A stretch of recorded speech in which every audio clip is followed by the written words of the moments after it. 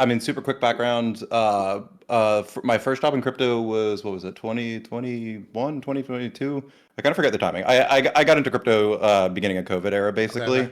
I was working in banking before that. So got in very much through the TradFI route of like Bitcoin makes sense as a macro trade. DeFi is super cool. Made a ton of sense. First place I went to was Delphi. I was doing research there. It was a ton of fun. Hell yeah. Doing research on like infrastructure stuff. I worked there for about a year, and then after that, started what I'm doing right now, which is a fund called DBA with my partner. His name is Michael Jordan. It is definitely not the Michael Jordan if people don't know him that they are thinking of. It's definitely a very different one, but pretty straightforward crypto fund. It's just the two of us that do all the investments. Pretty broad. We do anything from pre-seed through liquid, but definitely spend the most of our time on the private side. Hell yeah. And why have you been stirring the pot more this week? It pissing people off more than usual this week. I'd say with I mean, so it's the same like theme as usual. And it's like it actually ties into my background too of how I kind of ended up in the middle of this. Is so when I was at Delphi, like anyone who like read my post and knew me at the time was I was like borderline ETH maxi at the time.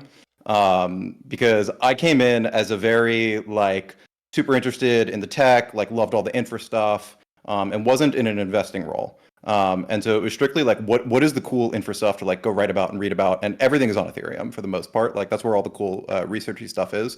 So like that is very much how I cut my teeth, was super on the ETH side. And then once I started actually investing was around the time where it flipped of I started to like I have to ask myself like more critically. Um, okay, but which of these assets would like I actually prefer to hold now? Like is it ETH or is it Sol or like one of these others? And that was around the time where I like progressively have shifted since then of much more of a like product and value accrual focus over the past year or two, like pretty loudly. Like I've been much more positive on stuff like Sol and Hype than on ETH. And so especially over the last couple months, the reply guys finally have some ammo to shoot back at me because ETH is doing quite well for the past couple months. So, Would you consider but it's been a lot of that stuff. would you consider yourself a soul maxi? No, no, very far No? from. I am like no, yeah, no, I Okay. am not a maxi of anything, and like I very strongly never will be. Yeah, no, I will also like fight with Solana people like frequently because I will like be very positive about stuff like Hyperliquid too. Okay. Because like I think it's a great product that like has value accrual. I mean, we own both of them. I think they're great.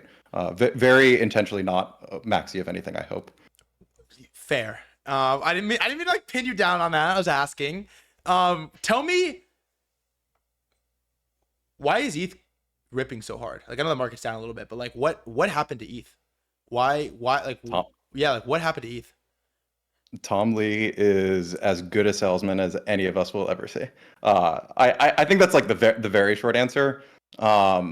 There, I mean, the downstream of all of that though is, I mean, this it gets to the post that I wrote the other day. Is I think like very much it's just like this is just a markets and flows question of look, you had these guys who are like very credible, who have like good reputations in Wall Street, like very publicly messaging, hey, we're literally going to be buying billions of dollars of this asset for an asset that had like sold off over the last couple of years. As people are going risk on, it's pretty easy to see a momentum trade start to get going there. And so it's a mix of, I mean, one, people see these guys who are like very loudly saying, I'm literally going to go market buy billions of dollars of this. And so a lot of capital wants to front run that, like for very obvious reasons. So you get a lot of momentum traders, a lot of hedge funds, stuff like that are going in there of like, oh yeah, I'm just going to go front run those flows. Yeah. And you see that pretty consistently across the DATs. And then you have the mix of also these DATs are just like they actually are raising a lot of money. I think they've bought something like 3% of ETH already between the DATs, like some Bro, crazy that's amount. insane. Like they've been going straight up in like a just straight line, like much faster than Sailor had for a BTC. They don't like quite own the same amount percent of total ETH as Sailor owns of Bitcoin, but it's just like it's a straight line up. Like you can see them, like they're on track to pass it, and so it's just a lot of flows in a really short period of time. Like the asset's going to re-rate pretty quickly. Okay, can you because you definitely sit more on the institutional side of crypto than I would say that I do, and probably a lot of my soul on chain audience. Like, okay, 3 months ago, ballpark, I don't know, 2.5, 3 months ago, I had David Bailey come on the stream. It was when I kind of first started doing streams again from Nakamoto, and he came on and he was like, the only thing that matters are Bitcoin treasury companies, I'm making like $1 million a day, $100 million a day. I'm gonna be a billionaire from this. Like said all these crazy things. And if you're doing anything other than buying treasury companies, you are retarded. You're not gonna make any money, and you're gonna leave the cycle poor. It's basically like what was said in the stream. And it sort of happened where everyone's talking about treasury companies, but I feel like there was no trade. I've not bought a single treasury company. And I'm seeing the only thing anyone can talk about is DATs and treasury companies and Tom Lee. And like, yes, ETH is going up and he's slamming it, but like, what was the trade on the DAT side for retail? Did I just miss it? Like, what happened? Yeah, I mean, even for us, like we've stayed out of it, so we haven't participated in any DATs, and Really? I have tried to minimize the amount that we are even investing in something based on the like expectation of there being a DAT. Certainly for public markets, I think that it is almost entirely, almost always the wrong decision to be buying a DAT. Like you see this very clearly in all the numbers of like the people who bought like SBAT or even Bitmine, like versus just holding ETH over that period from when they announced it. Like you should have just been holding the underlying. Like these things just don't make sense at like really high NAV premiums. What does make sense is, from at least from a financial perspective, I would say makes sense is when you're a private investor and you're investing in these basically around NAV, and you're basically, particularly for a lot of these DATs that are letting you contribute in kind.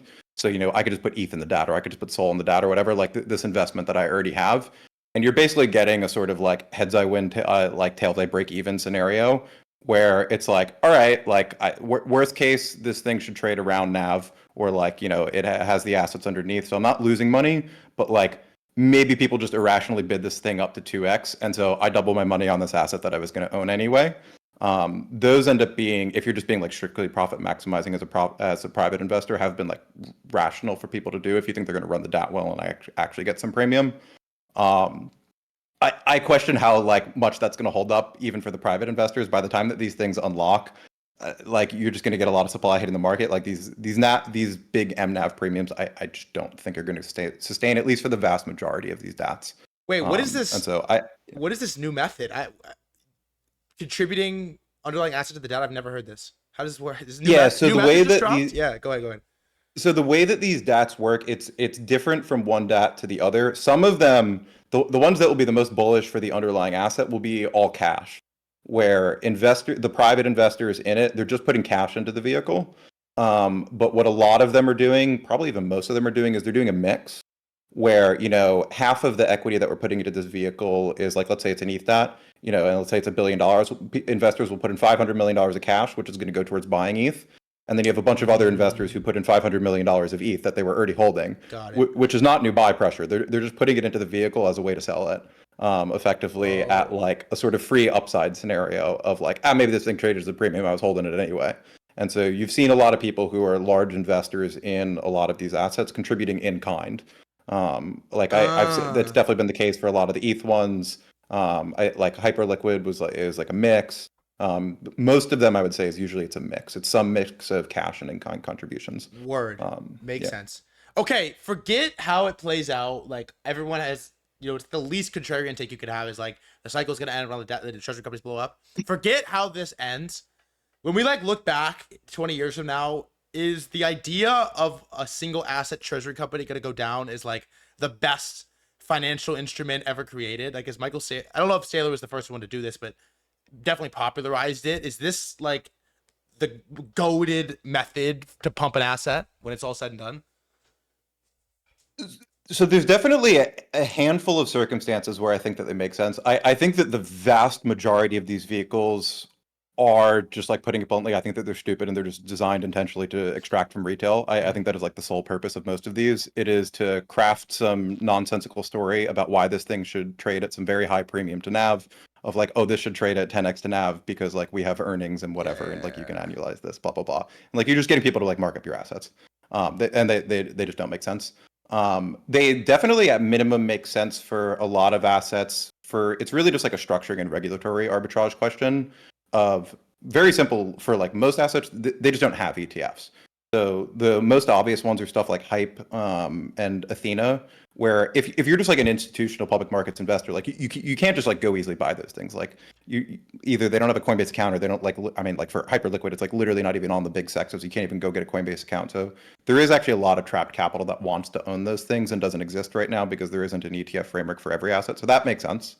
And the other part of it that makes sense, or I'd say there's two different ways. One is like it's almost an asset manager perspective of you're basically telling this person like, all right, like I don't know how to go generate yield on chain, but you're going to do a better job of like you're going to take this ETH or this SOL or whatever, and you're going to within some risk limitations, like you're going to stake some of it, you're going to go, loop some of this and like try to generate yield from that with staking derivatives, and like I trust you to get a better yield than I'm going to get. And so like, okay, cool, it should trade at some small premium. You're basically just being an asset manager. And so like it's just trusting in your strategies for it. And then the part that like Sailor has tapped into is just like this is just there is demand for structured products on top of a lot of these assets fundamentally. Like there is demand to have like non-recourse debt effectively on Bitcoin where like you're trying to trade around the volatility of it. And this is just a new way to do that. For the big assets, that makes sense. The further you get down on the curve, the just a little less demand and use there is for that. But yeah, I mean, TLDR is like, there's definitely clear use cases for these things, even in the long run. But the vast majority of it is just like, it's just a hype-driven cycle that like it inherently relies on, in large part, to keep going the way that it is right now, on just strictly irrational mania of people buying these at large premium to NAV, which they just shouldn't be. Well, I mean, but as long as people keep doing that, then you keep cycling your capital. I had this guy Santiago on before you, and I was asking him about DATs, and he was like, "Man, like max pain is you buy, market buy a fuck ton of an ETH DAT, and yeah, the NAV compresses so much, and you make no money, and ETH just like rips all time highs. It's like the strategy BTC chart is like, what are we doing here? You know what I mean? Even that, right, at the highest level, is yeah." Yeah, exactly. And that's been like my take on most of these DATs is it really comes down to what is the intention of what they're doing here and like how do they market it as whether this makes sense to me. Like the majority of DATs that I see is you see the like spokesperson going on there trying to make up some ridiculous argument about why this thing should trade at like 5 or 10 times NAV, and like the math is just wrong. It just doesn't make sense, and that's ridiculous. Versus like one of the ones that I've seen, which is like very intentionally the opposite of that. And you can argue that the incentives are the same, but like he's literally not saying it. Is like Guy from Athena, where when he like talks about it, he's like very explicitly saying, look, if you're retail and like this thing is trading at a premium to NAV, like don't buy it. Like that is not the intention of this. The intention of this vehicle is there's a lot of trapped institutional capital that wants to own these assets, and like they literally just can't do it now. This is a vehicle for them to do it. That makes sense. My guess is also that reg arb part is going to reduce over time, just as regulations get better, and we are going to get frameworks for like how do you just launch a crypto ETF going forward, and that's going to make it a lot easier for every asset to just get a vanilla ETF, and then you don't need this different wrapper for it. Okay, this might be a casual question, but like, where the fuck did Tom Lee come from? I mean, so were you familiar with him before? Like, kind of. I mean, I followed on Twitter. I was like aware of him, but this to me is like what happened? Yeah. I mean, he had been a big name in TradFi just previously, and he was a great candidate to do one of these. He is very well known. He has a very big audience, which realistically like matters a lot for these. And he had credibility he's just like always been just giggle. I mean, he's a giggable on everything. He just gives the most insane price targets, which are like always just very entertaining. But I mean, he was like always super bullish before on Bitcoin. And so now you have this guy who is very able to kind of bridge this disconnect that Ethereum has largely had, and has been criticized for over the past couple of years, is sort of missing a lot of that kind of institutional bridge in a way that, I mean, the Ethereum people will criticize these other chains, but like, the VC chains that like they're just going to do and they're lobbying and like talking to the bankers and all those things. Ethereum just basically lacked that for a long time. And so a very natural way to bridge that is a super well-known big TradFi guy who like also has credibility from like calling, big crypto shots before, coming in and just being a bull of like, this is the next big macro trade. That's a good way to get a lot of Wall Street types to kind of FOMO into the trade. Are Tolly and Raj in the background like scouting a prospect to be the Sailor Tom Lee of Solana? Like, why is that not happening? Are you a candidate, by the way? I'm definitely not doing it. So I think there's like probably some level of Solana people kind of dropped the ball at least a little bit on this early on, at least if you're just being strictly profit maximizing. I think that some of the bigger people in Solana probably should have gotten a little bit more ahead of this, started some of the DATs earlier on. They're going to happen. There will be very large DATs for Solana. They will have very reputable backers. They will have big figureheads. It's going to happen. You will definitely start to see that. I'm suggesting Mert to be the face of it, so I don't. It'd be a fun one. You posted this really fire article the other day, I think, fundamentals versus flows. Do you want to like break down sort of some of the? You mentioned it briefly. Do you want to break down some of the concepts and like what you wrote about? Yeah, sure. The basic idea of it was, I mean, some of it is almost funny for me to write because it's stuff that like should be super basic in a lot of ways when you're talking to like I'd say like a TradFi type audience, of just like what like literally what are these things, but in crypto like we do forget and just like completely misuse these concepts a lot. In particular, crypto has just always been super flows driven, and it has generally not been the best way to invest, at least historically, based on most fundamental stuff like cash flows of like what is a project generating. And that's just a mix of, in practice, we have been investing through a zero interest rate environment through like a lot of crypto. Yeah. We've had this like early bias of everything just goes up every 4 years for like absolutely no reason. And it didn't really pay to actually pick assets in there. You kind of just wanted to be super long everything and then try to sell the top as close as you could. And there were no projects that were like actually generating a lot of cash flows. And investors raised way too much money and they bid up everything too high. So like all of these factors just ended up with this scenario of like it didn't actually make sense to go analyze projects in the way that you would in TradFi on like what are cash flows going to be, and like I tried to project that forward. In the real world, both of those things matter. You want to be thinking about like what are the fundamentals of this project going forward, and what are the flows going to be for that thing going forward. You really do ideally want a mix of those. I mean, stuff like the ETH DAO or the Sol DAO or the Hype DAO or whatever, like good examples of that. Like it definitely makes sense, particularly if you're trading on a shorter term perspective, to really think about like what are the flows for a given asset going to be. But flows can go to good fundamental assets and to just like absolute nonsense vaporware assets. And so all else equal, what would you obviously rather hold? In assets that are going to get flows that you think and has good fundamentals, or one that's going to get flows but doesn't have any fundamentals. You obviously pick the one with fundamentals because it is super fucking hard to predict like what these flows are going to be. I have like genuinely no insight or edge on when does the like DAT mania that we're kind of in right now stop. Does it sort of lose steam now? Does it lose steam in 6 months, a year? I really don't know. And so if you're buying assets strictly on the thesis of, oh, I think like a DAT is going to go buy this thing and like it's going to produce a lot of flows, but the asset you're buying is just like a piece of shit, and then the DAT flows don't come, and then your investment just like goes to zero and you get wiped out.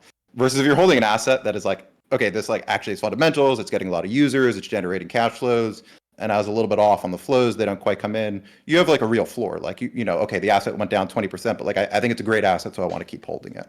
And so ideally, you really want to be able to blend both of those together when you're picking assets. A couple things. One is I have a new trading rule, which is whenever I find myself praying, as in like, hey God, no, you haven't heard from me in a while, but like this coin on Sol, like every time I find myself there, praying is the worst possible strat. And you talk, the 4-year cycle thing is funny because you see this, I mean, I showed up in 2020, 2021, basically. So I saw last cycle euphoria, nothing before that. But you see this panic on the timeline right now of alt season. Is it ever going to come back? Is it ever going to happen? And the reality situation is it is happening in spots and pockets, and it does happen, but it isn't the case that you could just close your eyes and then everything goes 20x, which was like that. I mean, that happened in 2021, right? Like 100% happened. You could just hold anything, and it doesn't fucking matter. The most retarded shit ever, 10x across the board. That's not the case now. But there still are things that are going up, and Bitcoin made all-time highs, ETH, all of that. What is your take on this revenue meta? I guess to like diving in a little bit, like how real is this idea that the companies in crypto that make the most money are going to be the ones that perform the best, and it's binary 1-to-1 like that? My general framework on most of this is currently crypto is, but both of these things matter, but in like relative amounts of flows and fundamentals. What is driving the price of these assets? Crypto is still primarily flows based, and I would say TradFi is primarily fundamentals based. And I would say on the margin, both of those are starting to flip. I think TradFi equities have been just progressively getting much more flows based. It is like meme stocks are not a crazy thing anymore. It is not a crazy thing to see an IPO just list at 5x what it should have been based on, reasonable fundamentals. Like this is just happening more and more. I mean, this is this long-term trend of, the world is just becoming more hyper gambling, very just like financially oriented. And you're seeing that in TradFi. Crypto is just starting from such a low basis of there was like literally zero just accounting for any kind of like basic fundamentals previously. It was entirely flows driven. And so there's really only one direction to go from there if this industry is going to work at all. Because I don't think you can continue to launch just like complete dog shit 100% of the time and just like have absolutely nothing that produces cash flows or anything of value. And the industry is going to keep getting money going forward. Like you're just not going to have that happen. So on a relative basis, I think the fundamentals are going to start to matter more than they do today in crypto. And so basically, if you're trying to think of, all right, going forward, how do I have an edge in investing versus other people? It's trying to think forward of like, what are the skills that are going to matter more that I can get on a relative basis compared to other people? If you think the fundamentals are going to matter more than today, it makes sense to understand them on a relative basis more than other people. It still makes sense to understand flows and, what are the unlocks going to be, are DATs going to buy this thing? All that stuff like still matters. But if everyone else is just not paying attention to fundamentals at all, and it's increasingly causing a higher dispersion in asset returns going forward, which we're already starting to see. Not everything goes up anymore. Like you actually have to make money or have some promise of making money. Like understanding how to evaluate that is going to matter a lot. The problem with like a lot of the way that crypto people evaluate it now is like it's a very binary, I'd say like kind of like incorrect understanding of it, of like the revenue meta. Like people take way too simplistically and then just like go to DeFi Llama and like sort by like fees or revenue today and like all right this is the number that matters and like we can call it quits. And that's just like that's not how it works. Like most of these numbers are dog shit and like they're going to go away like the second that you get a bear market. And it's not accounting for growth. Like fundamental investing doesn't mean like low growth value investing and everything grows at 2% a year. Like fundamental investing can be investing in open AI or like investing in an early AI startup. It's just that you have an expectation in the future. This thing is like going to create something of value and therefore it derives some value from that instead of just I'm just buying this token for absolutely no reason because like I think someone else is going to buy it for me a little bit higher. I like how like nuanced you're able to like to articulate it because I come on here and say like the retarded version all the time, like, oh, it's all becoming one. But you see Mark Cuban make a tweet that they are all IPOs just meme stocks, and then you see people come on the timeline like Hyperliquid exists, right? And the two ends of the curve are sort of converging. And it is funny. Crypto Twitter does view it binary zeros and ones because everyone's tweeting revenue meta. I mean, I'm not gonna lie. I went on DeFi Llama and bought some fucking pump at 900 mil. I'm looking at the numbers as well. But then I saw see this tweet and it's Story Protocol made 24 United States dollars today and it trades at like a $3 billion market cap or something along those lines. So yeah, I like that you were able to break it down like that. It's definitely happening. What do you think about the on-chain stuff from here? Like I didn't want to give you the same monologue I gave 3 times today, but I'll set it up again, which is basically like, I think that the casino locally topped for sure, maybe macro topped on January 17th, 2025 when Trump launched a coin, because you can no longer dream about how big one of these memes can go. And, if you're buying Trump coin at 75 bill with size, you think it's going to 10x, you think it's going to 750 bill. And so if you're buying Kanye coin at, say it was at 7 bill with size, you think it's going to 10x, you think it's going to 75 bill, but it can't go to 75 bill because Trump went to 75 bill. So the ceilings sort of get lower and lower and lower and lower and lower. Yep. And I'm an on-chain guy. I'm a big believer in on-chain, but while so locally it feels like the casino is just timelines are getting shorter, price targets are getting smaller. You zoom out and you're like, wow, everyone in TradFi is talking about crypto and they've decided our rails are better. And every commerce platform in the world wants to use stablecoins and cryptos in the 401ks and the retirement accounts. It's like everywhere you go, Stripe is, L1, like everywhere you go, it's being adopted, but it's like a rough 6 months for the Sol on-chain crowd, really rough. I mean, what happens to on-chain? Do those flows come back like they traditionally have, or how does this play out? For the current instantiation of what the casino is right now, I'd say it has to have topped. Like there is not a thing that goes beyond Trump literally launching a $75 billion whatever Memecoin. There's nothing that goes beyond that. but we do still have this. I mean, one is like there's gonna be cycles, there's gonna be ups and downs. I mean, could all the meme coin volume be 2-3x in a few months from now just because like the market's up a lot? Sure, it's not hard to see. But how do you get the 10, 20, 30 whatever x from here? I think it's going to be, it has to be new instantiations of still a similar trend of, look, the world is getting much more terminally online, over financialized, hyper gambling.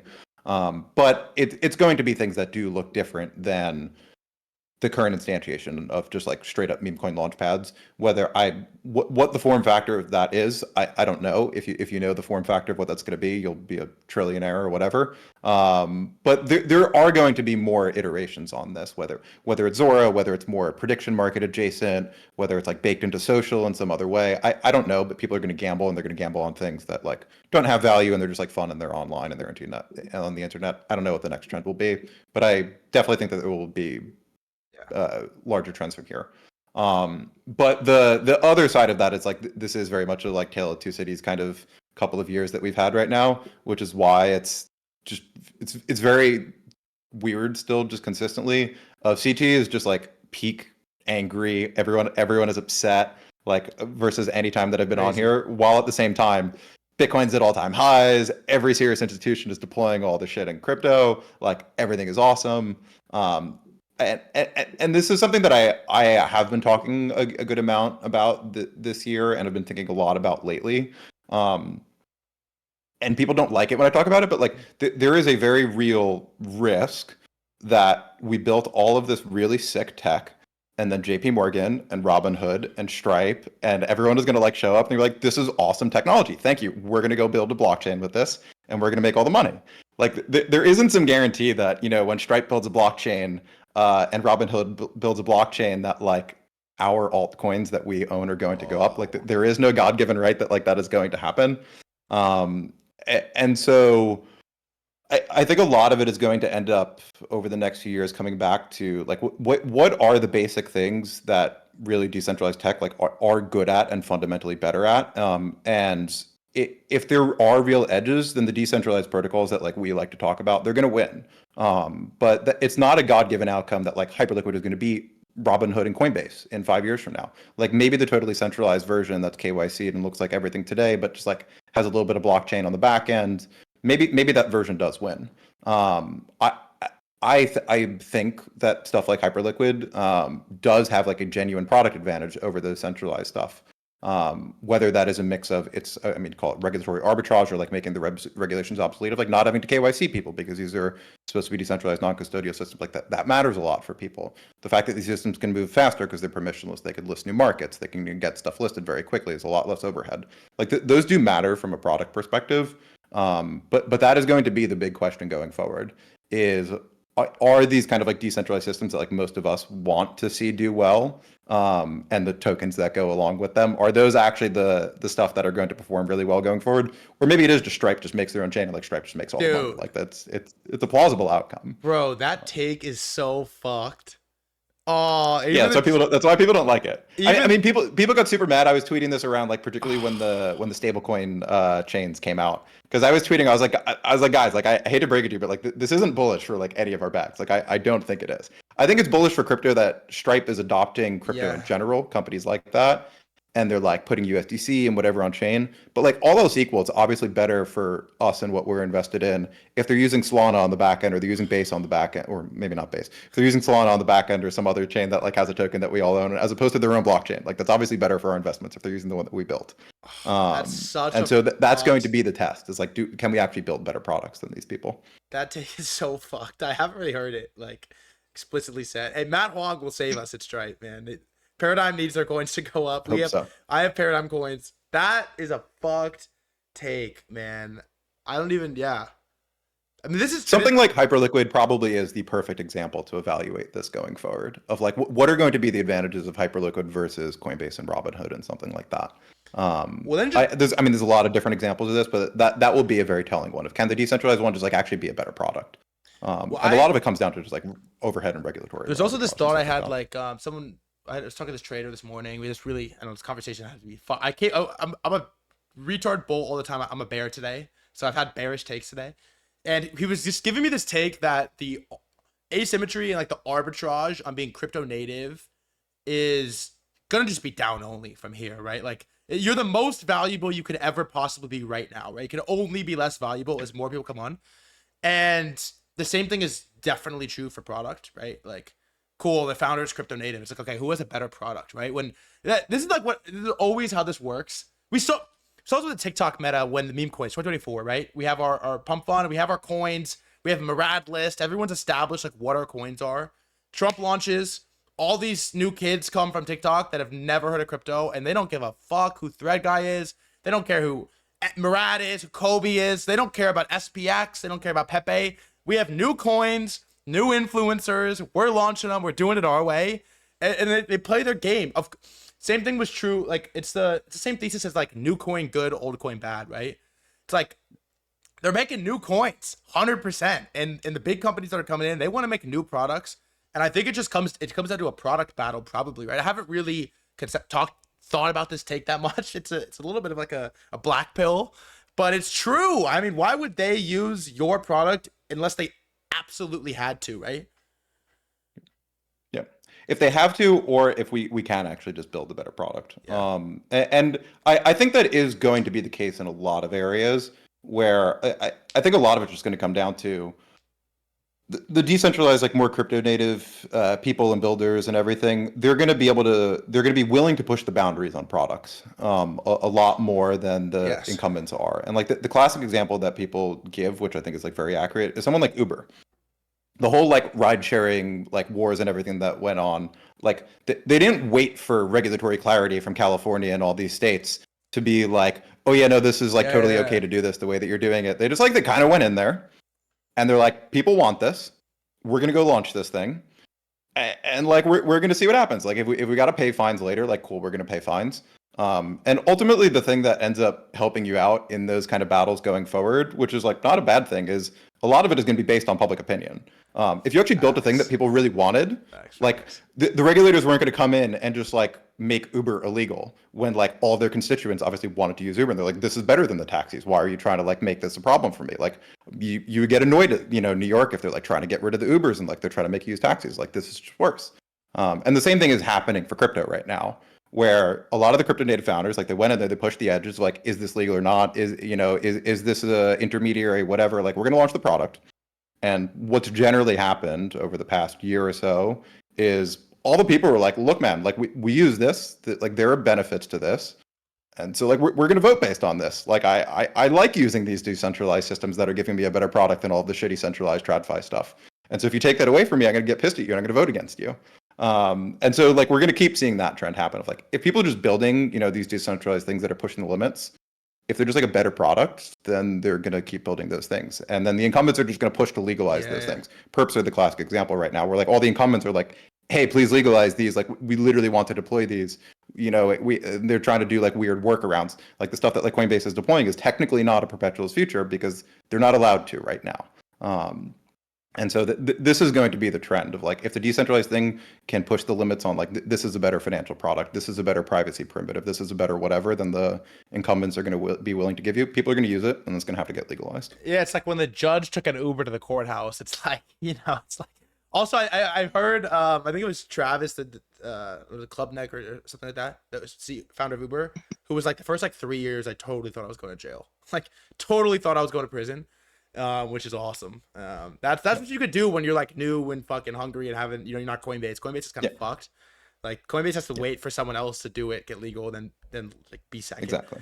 All right, I'll let you go in a minute. One of the last things I want to ask you. I try to pin you down as a maxi. I apologize, but Soul Bull, if in its current form, Memecoin Casino is topped, Soul is not winning in DATs, and Soul is definitely not winning in perps, how does Soul make a new all-time high?